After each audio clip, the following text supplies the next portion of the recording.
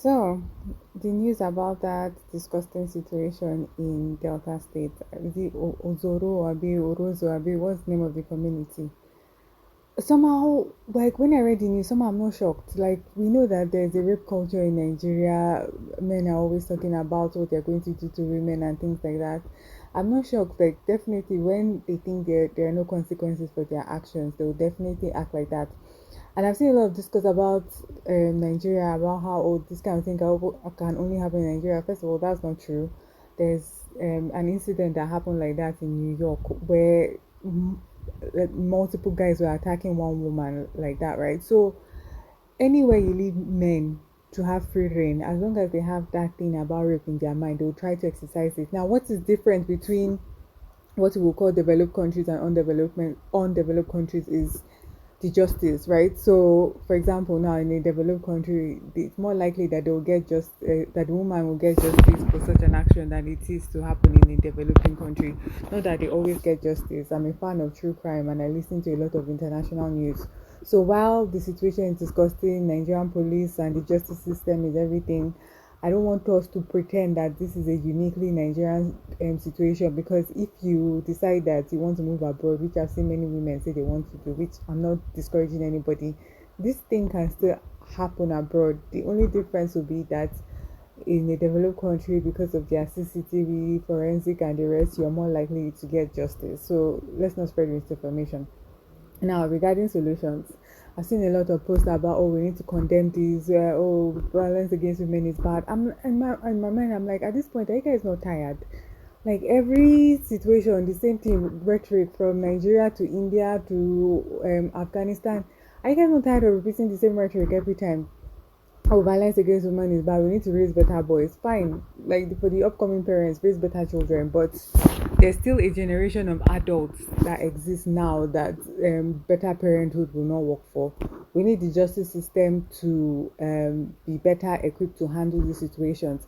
And unfortunately, I don't mean to sound unkind. Like even in the most developed country in the world, police cannot be everywhere at the same time.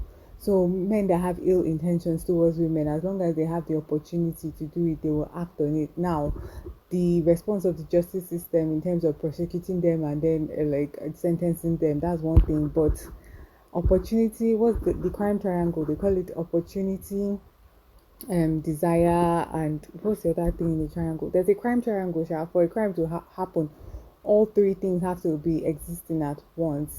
Yes, so it's opportunity, desire, ability. Yes, so opportunity is them having the access to do that kind of thing. Desire is from their character, like if there's somebody that doesn't see anything wrong with rape, and then ability from this crime triangle. Now, if we want to stop crime, we have to attack one of those three. For the desire one, we can keep doing the like public awareness, violence against women is bad, go to churches, go to all these things and preach it.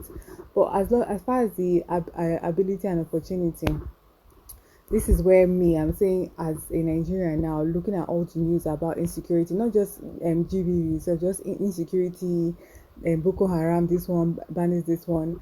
It's time that we as Nigerian feminists start considering gun ownership. I know this might be out of left field because it's like or like this. No, seriously, it has reached that point. Because like I said, if in countries that have like high rates of police and the rest, police cannot be everywhere at the same time. Like and even if you call 911, before they can get to you, something can happen to you. You might be dead or something like that. So we seriously need to start considering like maybe lending our voice towards pushing for legislation that allows private gun ownership, because this is getting too much. The people that want to jackpot, please, I'm not discouraging anybody from jackpotting. Jackpot if you want to. I don't think you can jackpot your way out of gender-based violence. Just look at the global statistics. If you want to jackpot, fine, jackpot. At least you're more likely to get justice, whatever.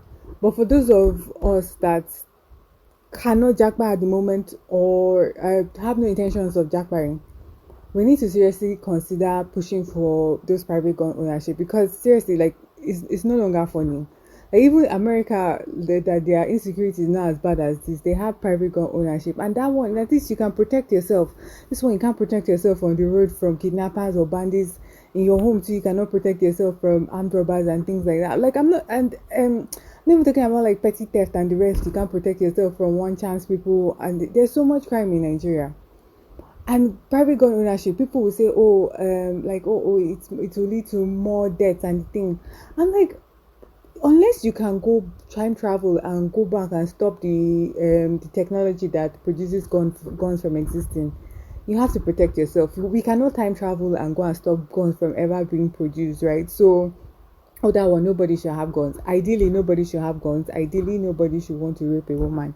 But at this point, we know that we're not living in an ideal world, right? So now that let's come back to reality. We're in this reality. There are men that want to rape women. There are some of the men that want to rape women have access to arms. How can we protect ourselves? So the SBCC, behavioral change communication, pushing against gender-based violence, going to schools and the rest. That's good. That's one part of it. Attacking the desire part, making men see women as human beings. Although you can try, like there's countries that are trying that, but you can't really force people to do that. That's like preaching the gospel.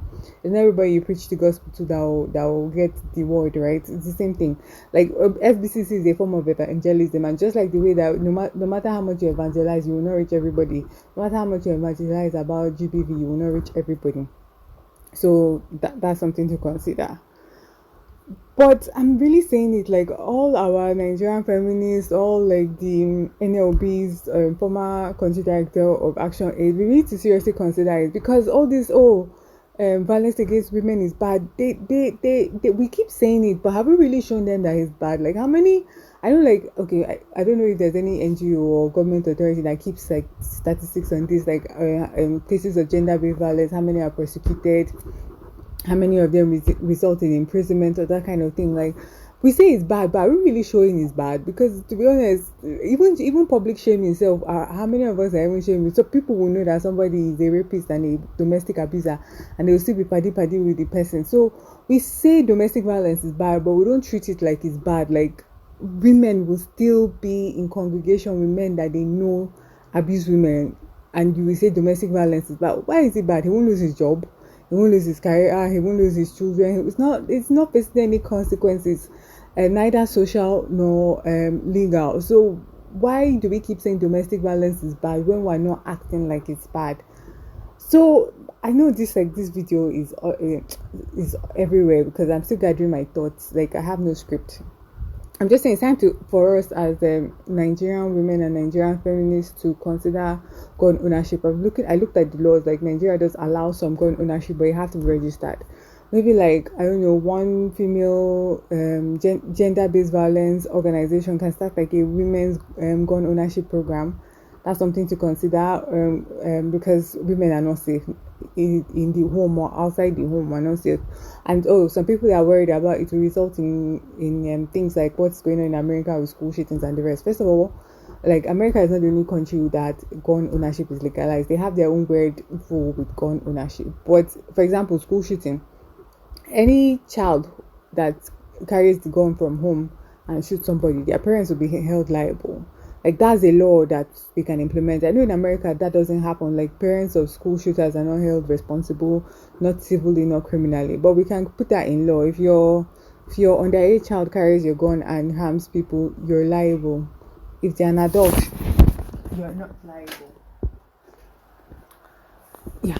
So that we can come up with legislations that help us control like gun violence. Like this is just like me thinking to my thoughts. Obviously, later on I'll come up with like more developed thoughts. But that's just something to consider. Gun ownership for Nigerian women. Thank you.